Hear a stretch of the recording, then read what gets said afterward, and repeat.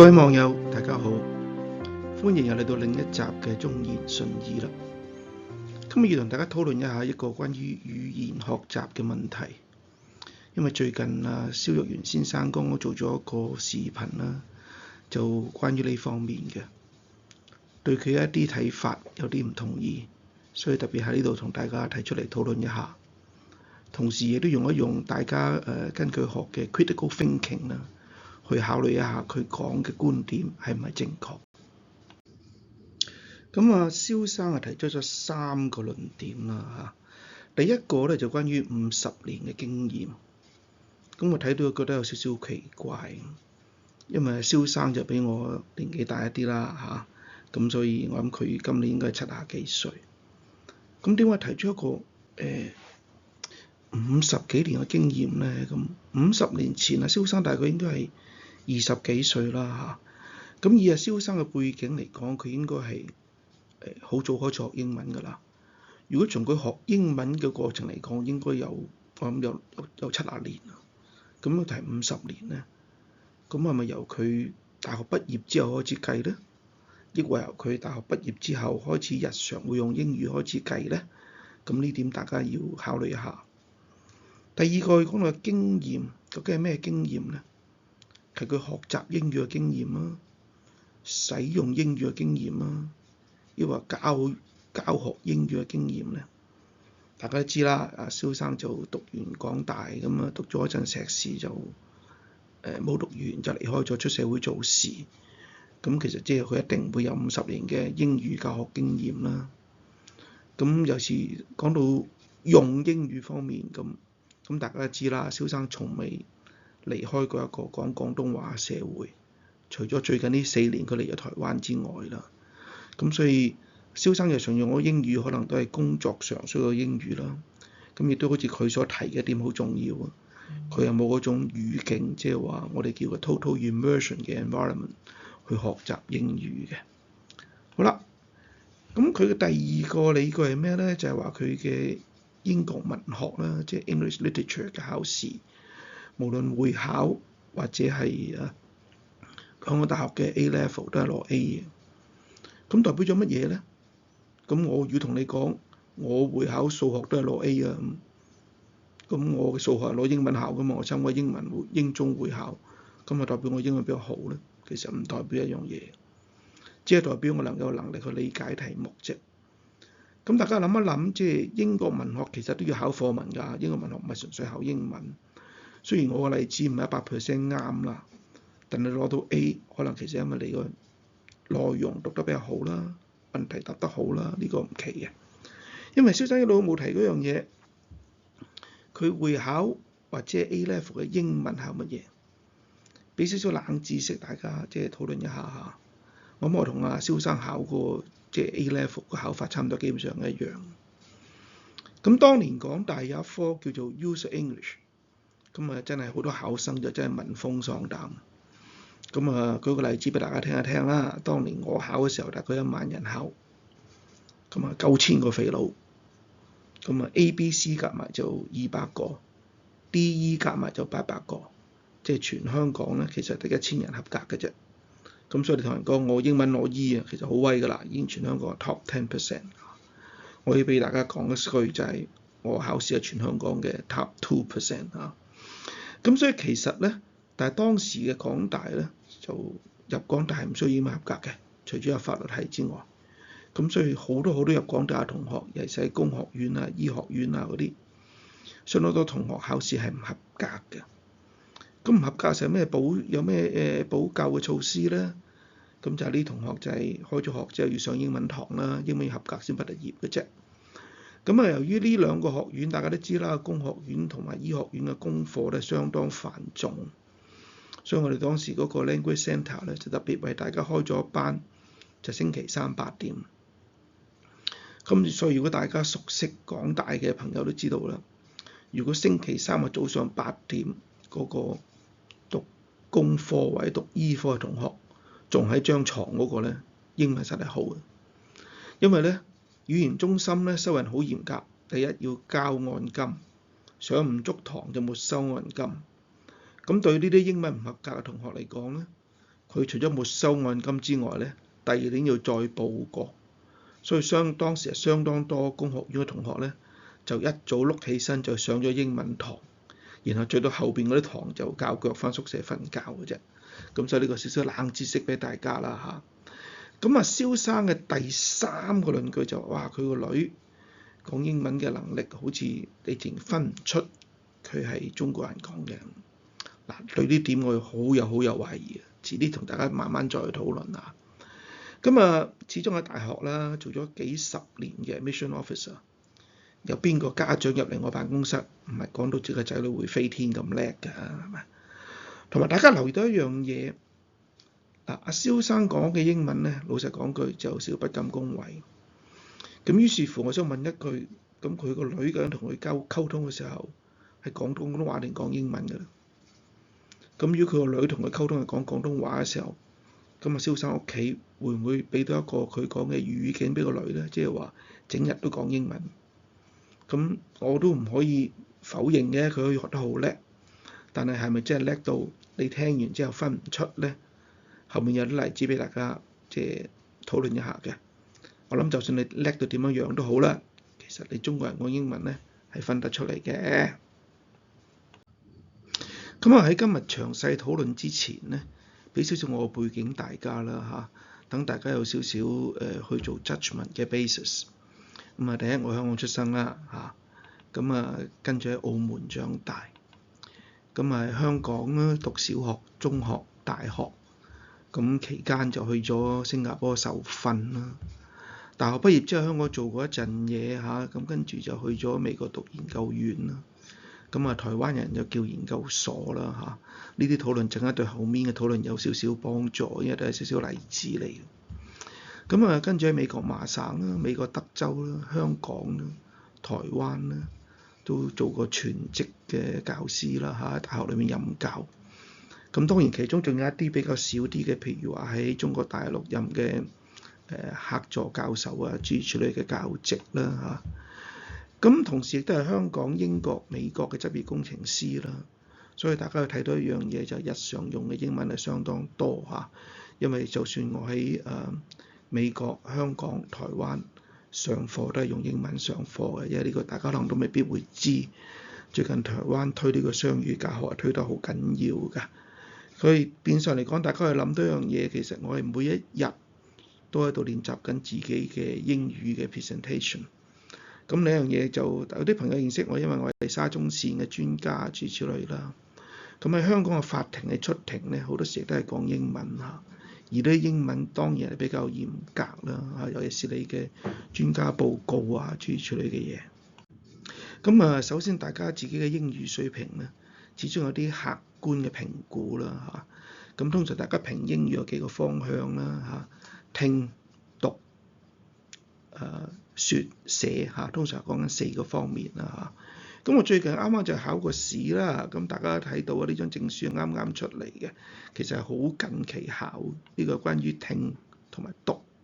咁大家睇到我考嘅分數啦嚇，呢個試其實係由美國嘅 ETS 舉辦嘅，亦即係熟悉嘅朋友就係嗰個考 TOEFL 嗰個組織啦嚇。咁我考嘅聽讀係907分嚇，咁滿分就係909分啦嚇。咁第二個 part 咧就係你個説同埋寫啦嚇，大家睇到就係話其中一個部分滿分係200分，係190嚇。咁我嘅寫作能力係200分滿分嘅。嗱，點解頭先同大家講咧？無論你嘅發音講得幾好都好啦，人哋如果識聽嘅人咧，就會聽得到你係唔同嘅地方嚟嘅。所以你話講到似我外國一樣咧，亦都講呢個説話都好籠統，係講你外國邊度啦嚇。咁好簡單，第一個嘅原因係咩咧？就係大家詞彙上有個差別嘅。譬如 spaghetti 咁樣，香港人就叫做意大利粉，台灣人就叫做意大利麵。咁我唔知點解呢個分別啦嚇。相傳咧，意大利粉就係馬可孛羅從中國做麵嘅方法帶翻意大利而產生嘅一個產品。咁其實大家都知嘅，即係其實意大利粉係用麵粉做，就其實唔係粉嚟，嚴格嚟講係麵嚟嘅。咁點解香港叫做意大利粉咧？我唔係好知嚇。但係當你一講意大利粉咧，人哋知你係香港嚟嘅。嗱，第二個咧詞彙上嘅分別啦。嗱，香港叫通脹，通脹係咩啊？通貨膨脹嘅第一個字同埋最尾一個字。台灣人叫通膨，係第一個字同埋第三個字。所以你一講呢樣嘢，人哋就知你邊度嚟㗎啦。同時，嗱，仲有啲英文上嘅例子嚇，就譬如 biscuit， 英國人叫嘅 biscuit 係咩咧？就係大家日常食嘅餅乾。美國人咧就叫做 cracker 嚇。美國人嘅 biscuit 係乜嘢啊？咧大家記得啦，譬如平時早餐喺麥當勞食嗰個咧嚇，嗰個豬肉蛋堡咧，嗰個美國人就叫 biscuit。好啦，嗱，仲有個完全唔明嘅，如果唔係嚟呢度，我初初嚟台灣完全唔知嘅監理所，原來就即係香港嘅運輸處，即係點解啊？你要換車牌啊，攞國際駕照執照啊，就去台灣嘅監理所辦理嚇。呢個名如果你唔係台灣人或者台灣留嗰段時間咧，你完全唔會想像到監理所就係等於香港嘅運輸處。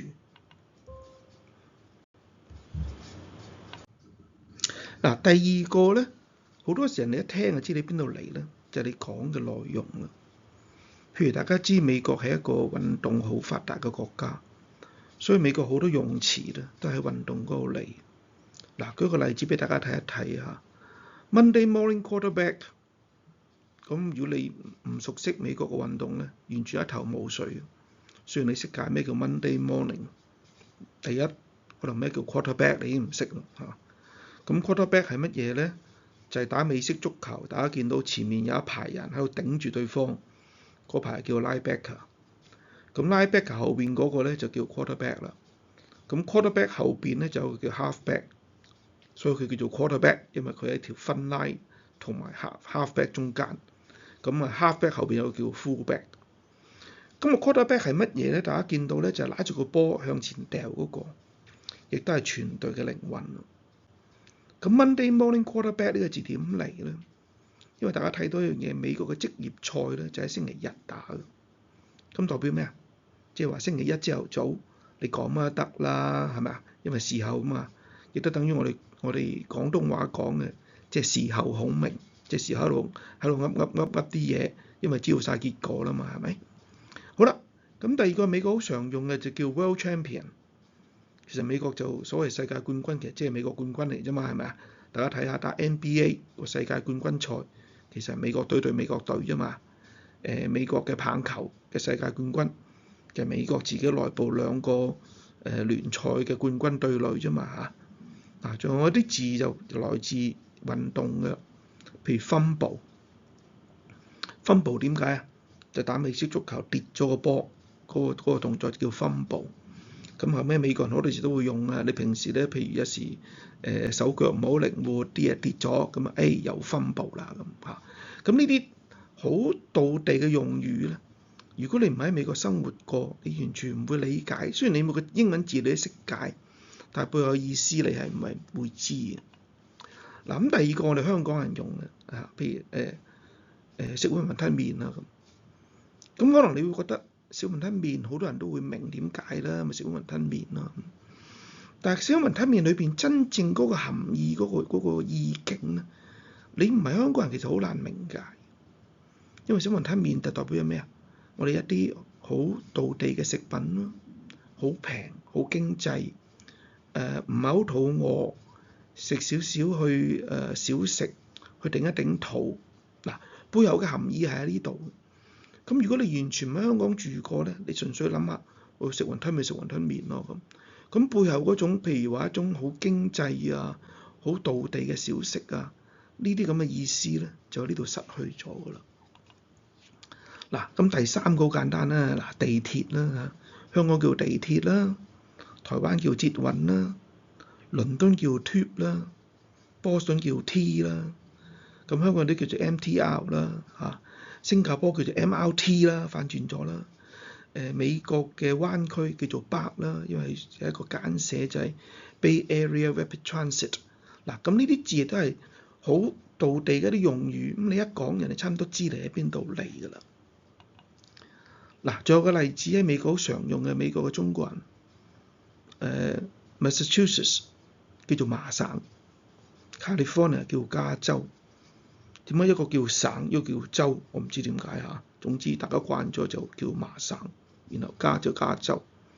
咁有啲老一脱嘅華人咧就會叫大埠。咁大埠喺邊度咧？大埠就係今日舊金山。咁有二埠、三埠。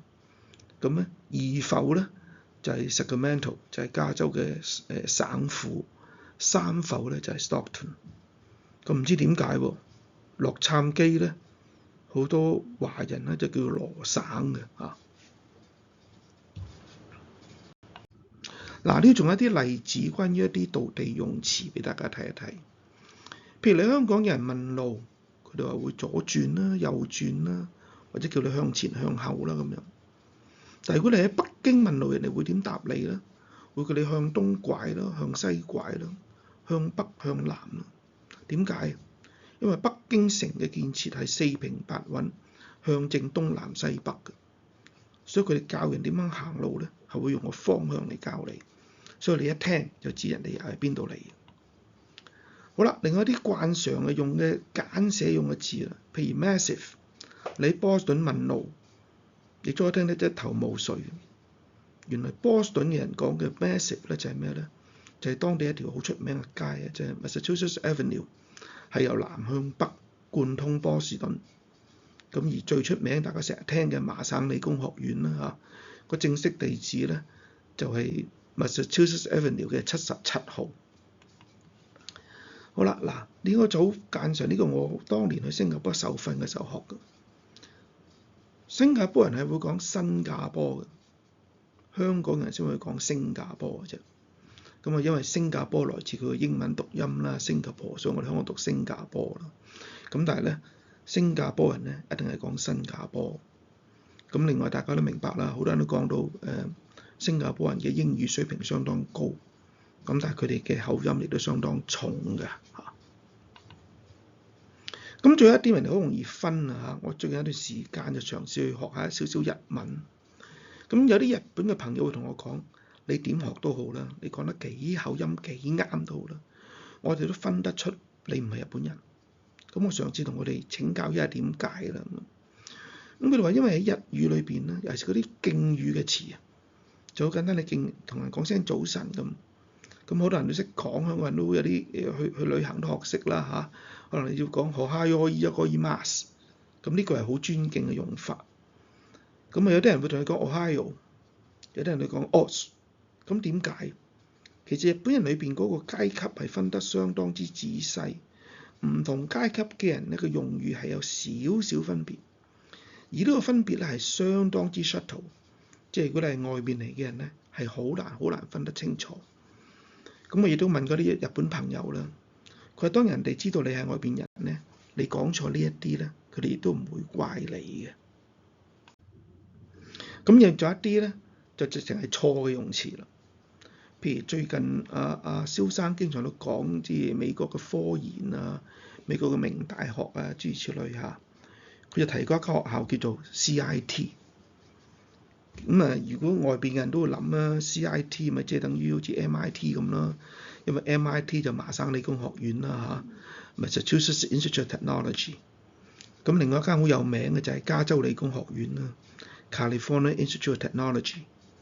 咁好多人都覺得係人哋簡寫 MIT， 咁啊加州嘅叫 CIT 啦咁。嗱，我話俾大家聽，咁啊其實咧由加州理工學院喺邊度咧？就係一個城市叫做 Pasadena， 就係近住 LA 附近嘅。咁如果大家下次去迪士尼樂園玩咧，就可以去到打個白鴿轉啦，去睇一睇間學校啦嚇。一間相當細嘅學校，大概只有4000學生，咁啊3000個研究生，1000個本科生。咁如果你喺加州問路咧，話 CIT 咧，冇人知你講乜嘅，我話俾你聽，因為加州人慣嘅係叫做 Caltech。咁其實喺美國咧叫做 IT 嘅學校咧，就基本上得兩間嘅啫，一間就 MIT， 一間就 IIT。IIT 就係 Illinois Institute of Technology。咁亦都更多人熟悉嘅 IIT 咧，就係印度嘅 Indian Institute of Technology。嗱，呢個好明顯嘅，你喺加州話 CIT 人哋就一定知你冇喺加州住過，亦都一定唔係加州人。好啦，咁下一個好大嘅問題係乜嘢咧？就係大家可以諗一諗咧，就係你個母語對你嘅影響啦。因為你個母語有個問題就係話有啲發音你冇嘅，譬如大家都會提一句啦嚇，如果大家小心留意聽人講嘢嚇，你知啦，大家會聽慣網台嘅，以前大家聽阿大班講嘢知，阿大班咧就會話阿孫生，或者做咗乜嘢孫，嗱佢哋唔係讀先嘅，係讀孫嘅，咁呢個就係一啲基本上係一啲水上人家嘅發音啊。我呢度唔係想取笑人哋咩嘢，而係呢個因為同佢嘅母語發音係好大影響嘅嚇。咁如果大家仔細都要聽人發音咧，就會聽得到呢啲分別。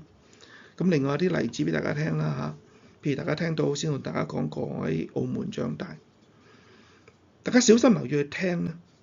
真正喺澳門生活過嘅人係講澳門嘅，唔係講澳門嘅。嗱，香港人就會話去澳門啊咁樣。咁如果個真正係澳門人咧，就會講澳門，唔係講澳門。嗱，個分別好細，但係你好容易聽得到。呢個亦都受佢哋平時講嘢母語嘅影響。嗱，另一個叫北京人啊，北京人講一咧就唔會講依嘅，就講腰嘅，有少少捲脷音。咁呢啲同佢哋有啲所謂京片字啦嚇，就係北京人講嘅普通話啦嚇，佢哋或者叫做官話啦。咁就你一聽咧，同埋北京人講嘢嘅捲舌音係特別多嘅嚇。其中呢個最容易聽到咧就係講1、2、3、4嘅一咧，佢哋唔係講一。好啦，咁另外一個好簡單就係講呢個南部啦，美國嘅南部。點解呢度擺咗克林頓總統嘅相出嚟咧？大家諗一諗，克林頓貴為總統，亦都係一個讀法律嘅人嚇，佢嘅語文修養應該係相當高啊嚇。亦都一樣想提一提大家，即係唔係外國人英文實好，有啲人外國人英文都好差嘅。咁但係克林頓總統曾經做過總統，亦都係個律師。咁大家好容易想像到佢嘅英文水平一定係相當高嚇，同埋亦都受過相當嚴格嘅語文訓練。但係如果大家仔細啲聽克林頓講嘢，其中一個字佢仲係講緊有口音嘅，就係咩啊 ？program。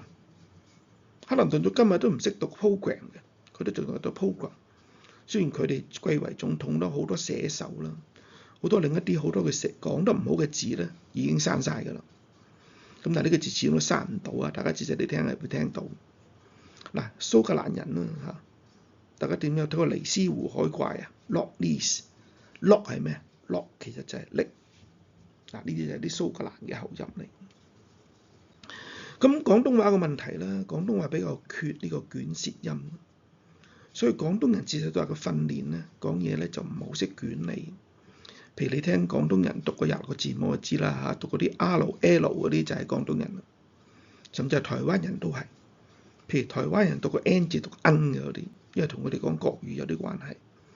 但係其實呢樣嘢係咪就係註定一路會講唔好咧？其實你可以訓練自己。譬如讀 R、L。你自己平時好好地訓練自己，你就會讀得啱㗎啦，係嘛 ？L 就係點啊？就個脷由下向上跳，頂上個下顎。R 就將個音捲起上嚟。咁呢啲其實可以訓練嘅，就唔好成日賴，因為我嘅本土或者我原來母語冇呢個音，我就講得差。嗱，你因為大家見到啊，日本話裏邊咧，日本人係冇 S 音嘅，所以日本語裏邊好多時冇嘅，所以大家讀 Mitsubishi 或者30係讀錯嘅。日本人係讀 Mitsubishi 嘅，因為佢 S 音係冇，同埋日本人係冇 intonation 嘅，佢字一板一眼咁講嚇。咁大家所以聽到啦，有時大家要小心喎。日本人其實同你講嘅日本話唔係英文喎，每個人嚟講嗰啲係口音。譬如日本人嘅 hot dog，佢會點講？因為日本語裏邊本來冇 hot dog 呢個字噶嘛，一個外來語文佢哋借翻嚟，所以佢哋又會講咩啊 ？hot dog 係嘛？或者啤酒，我哋英文叫 beer， 日本人叫做 beer 啊 beer， 所以其實佢同你講緊日文啊，唔係同你講緊英文，大家要留意呢一點。咁另一個好明顯㗎啦，譬如對同一個字母發音唔同，英國人讀個 T 係讀 T， 美國人讀個 T 係讀 C， 所以你如果你姓曾啊，好似我哋係曾特首啊，或者阿曾俊華咁，喺美國咧或者係曾俊華咁啦，呢個例子比較簡單啲啦。美國人讀咧就唔會讀個莊曾嘅，美國人讀個 Johnson 嘅，因為佢個 T 讀咗 S 音嚇。嗱，呢啲好明顯，大家聽嗰陣就係美國人嘅發音。第二個啲字嘅讀法啦嚇 ，Ida 係嘛？美國人可以讀 Ida 嘅。咁 Ida 咁我自己兩個都有講啦。咁但係其實咧呢個亦都分得出大家講嘅大家嚟嘅地方係唔一樣。第二個串字啦，大家見到嗱，美國人串 center 係串 ER 嘅，因為點解？美國人串字係憑發音去串嘅，咁啊英國人咧就會斷咗 TRE 嘅。咁美國人成日都講啦，喂 TRE 讀 tra 噶嘛，咁你點樣讀到 center 出嚟啊？咁喺英文裏邊咧，大家就死記嘅啫，因為就係讀 center 嚇。嗱，有啲字大家串法其實有少少唔同。我初讀緊大學嘅時候，啲同學喺美國翻嚟探我哋初初都要慢慢去 catch 嗰啲口音啊。英國人咧 mathematics 嘅簡寫係 maths， 所以香港人就慣咗叫 maths 嚇。但係美國人咧個簡寫係冇 s 嘅，所以美國人會話 math。好啦，另一啲嚟嘅串字都改埋啦，即係美國人懶啦嚇，所以就串咗 aluminum 出嚟嘅。嗱，呢個其實都好似有少少串錯字。英國人讀咧就 aluminium， 嗱，大家見到兩個串法都唔一樣，所以你一講呢啲字咧，人哋好明顯就知道你喺邊度嚟。咁下一個就好明顯啦，有啲就所謂口音啦嚇，就好明顯就係其實你嘅發音係錯。嗱，個好簡單嘅例子啦嚇，香港好多人咧讀嘅點讀啊 ？Good evening， 因為 even 就 even 啊嘛，咁加個零咪 evening咯。你真正聽下外國人點讀？人係讀 eve 嘅，係讀 evening， 唔係讀 evening 嚇。咁啊，呢度有個少少笑話俾大家聽下啦。咁有一年啊，加拿大土木工程師學會嘅週年聚餐咧，請咗我去。咁當年嘅主禮嘉賓係香港發展局某位高官啦嚇。咁呢位仁兄就未讀過大學嘅，所以都唔怪得佢咁多。上台致辭第一句就係 Good evening。咁我心即係涼咗一截啦！我話大佬，喂，香港啲名小學啊，要叻嘅女校啊，幼稚園學生都唔係咁讀啦，係嘛？咁呢樣嘢，大家點解我會怪啲高官呢？其實因為政府裏邊係有相當好嘅語言訓練嘅，係有先生教你。如果大家今日覺得我講嘅廣東話覺得去咧，就要多謝李錦雄先生。當年我喺政府做緊Senior AO 嘅時候，就係李錦雄先生嚟教我哋點樣講廣東話，點樣停，點樣發音，點樣抑揚頓挫，其實係可以去學。咁點解仲係學成咁嘅樣咧？我就唔好明啦嚇。嗱，另一個好 common 啦，大家聽到阿蕭生最近都講開啲名校，阿蕭生嘅發音係完全錯，佢讀緊咩啊 ？Stanford、Oxford， 因為點解啊？Ford 嘛，大家慣咗見到香港福特汽車讀 Ford， 大家留意下聽下人哋講英文嘅人啦嚇，唔係讀 Stanford、Oxford， 係讀 Stanford、Oxford， 係嘛？仲有啲就是個拼音走位嗰個重音放錯啦嚇。最近一集阿蕭生都講到 St. Catherine， 外國係冇人讀 St. Catherine 㗎 ，St. Catherine 個重音係放喺前面，咪放喺後邊。咁呢啲好小心，大家聽到咧就會知道，其實你真係喺邊度講英文，喺邊度學英文。咁另外一啲嗱，譬如頭先都大家提過啦，台灣人咧好多人 N 咧讀咗 N 嘅啊，我都唔係好知點解佢哋會咁讀。好啦 Beckham 啊，大家見到啊，好出名嘅足球明星啊，香港亦做碧咸。點解叫碧咸啊？因為大家見到嘛 ，BACK back HOM。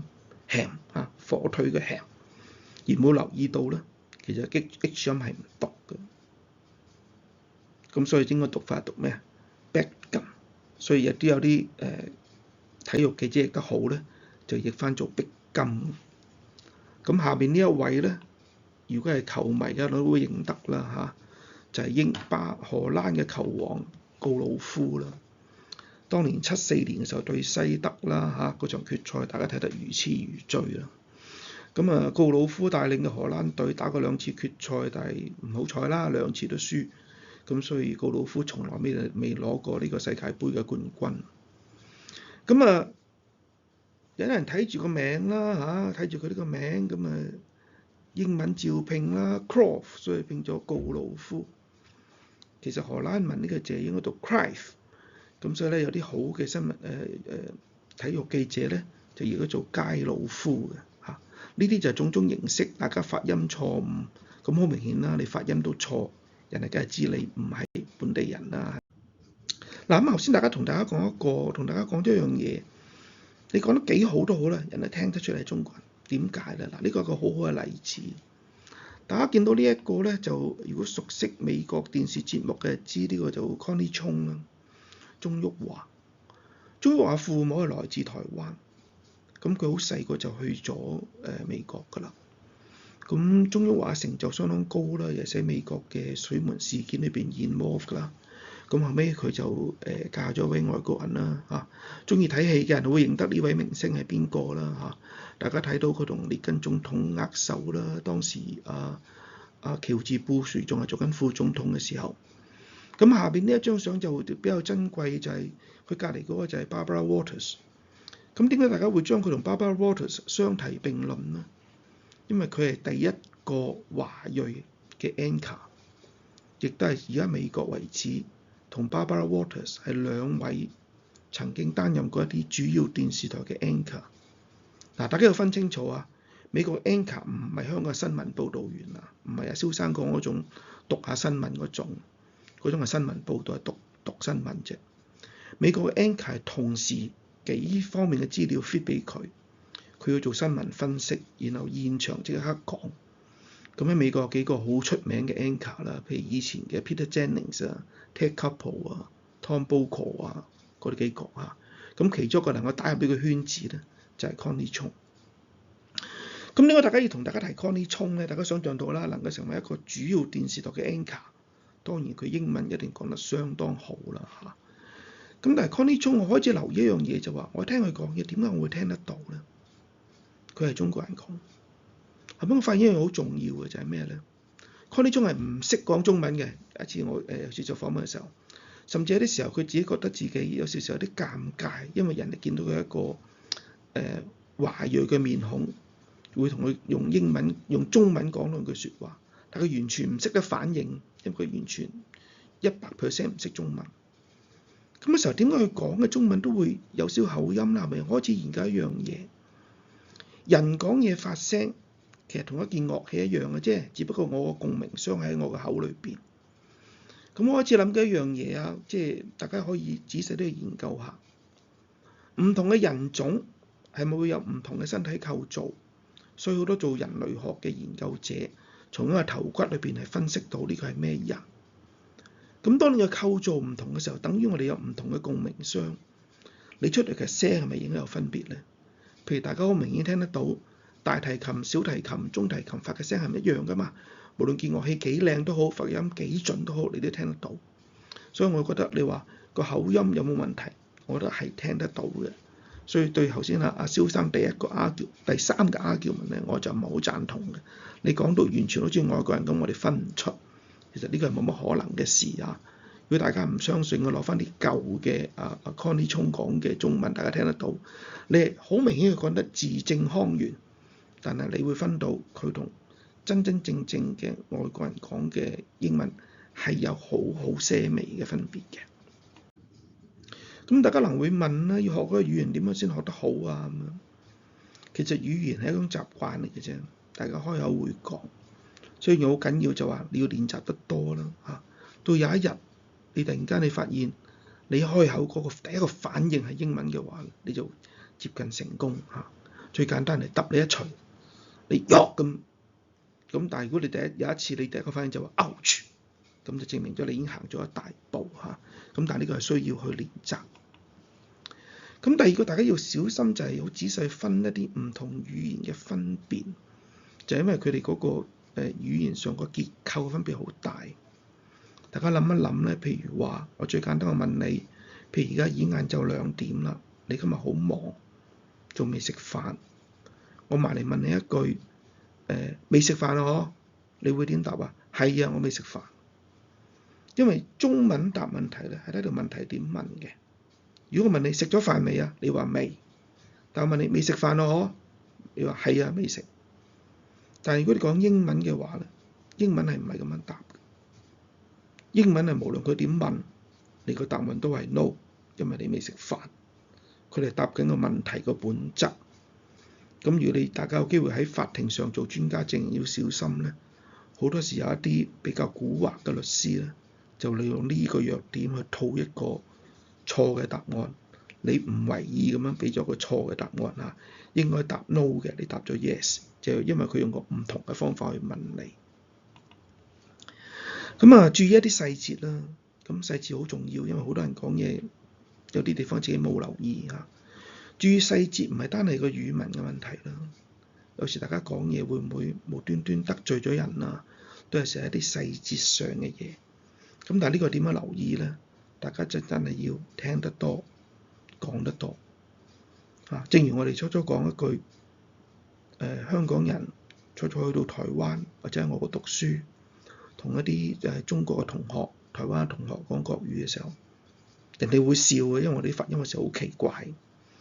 咁但係唔緊要嘅，人哋開始聽得明，開始笑，笑得幾次，佢覺得你有心學嘅，甚至都好嘅同學會提點你咧，呢個字唔係咁讀嘅，或者呢句嘢應該唔係咁講。你發音好啱都冇用，有時原來你講啲嘢錯。咁於是乎你慢慢就會進步啦。咁同埋一樣好緊要就係練習啦嚇。咁大家都睇到一樣嘢啦嚇，每個字每個音發得唔準嘅時候要練習。嗱，譬如大家都阿蕭生提過一套戲啦嚇，就係講窈窕淑女啊，由柯德莉夏萍主演嘅即係 My Fair Lady。咁呢度有少少插曲嘅，本來 My Fair Lady 原先第一個選角咧，本來係想選Julie Andrews 嘅，咁但係後尾就選咗柯德莉夏萍啦。咁大家見到後尾 Julie Andrews 就心心不忿，所以後尾就拍咗好出名嗰套《仙樂飄飄處處聞》啊，《揚名立顏》。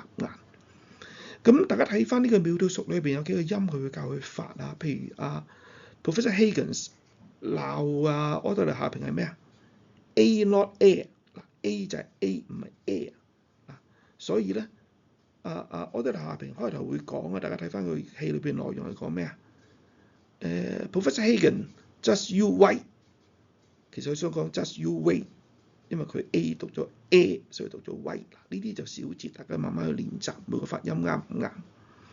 咁幫大家啦，我就俾咗即係2個 case 大家睇一睇。如果大家記得咧，就每個字發音咧都要自己去練習嘅。譬如大家記得Professor Higgins 要柯德莉夏萍去讀某個音嘅時候，甚至擺啲火喺前面啊 ，make sure 佢講每個音都啪啪啪會吹出嚟嘅。嗱，呢度有一個例子咧，即係俾大家去練習個 S 音。呢個我讀中學嘅時候嘅神父教我。She sells seashells on the seashore。大家讀多幾次，讀下你個 S 音同埋 SH 音就會分得好清楚。咁第二個咧亦都有意思啊！寫呢啲人真係幾叻下，寫句嘢你會讀得到，又會練習到，而本身啲意思你會記得住嚇。呢個特別教大家點樣讀啱個 B 音嘅嚇。Betty had a bit of bitter butter and a bit of better butter. She mixed a bit of bitter butter with a bit of better butter and make the bitter butter better。大家初初讀嘅時候咧就好翹口，但係讀下之後就會慣嚇。喺呢度希望大家多多練習，能夠令自己嘅語文持續去進步。好啦，今日就同大家講到呢度啦。如果大家有咩意見嘅，可以留言啦嚇。如果大家喜歡呢個視頻，可以俾個 like 我，或者同朋友去分享啦。當然更重要嘅就係希望歡迎大家免費加入呢個頻道。如果啲網友係唔想公開留言嘅，就可以直接 email 俾我啦。仲有我呢個頻道過往嘅所有嘅 video 咧，我哋都分門別類擺咗喺呢一個網頁上面嘅，大家可以喺度好容易揾翻我哋以往有嘅節目。好啦，同大家講到呢度啦，多謝晒大家。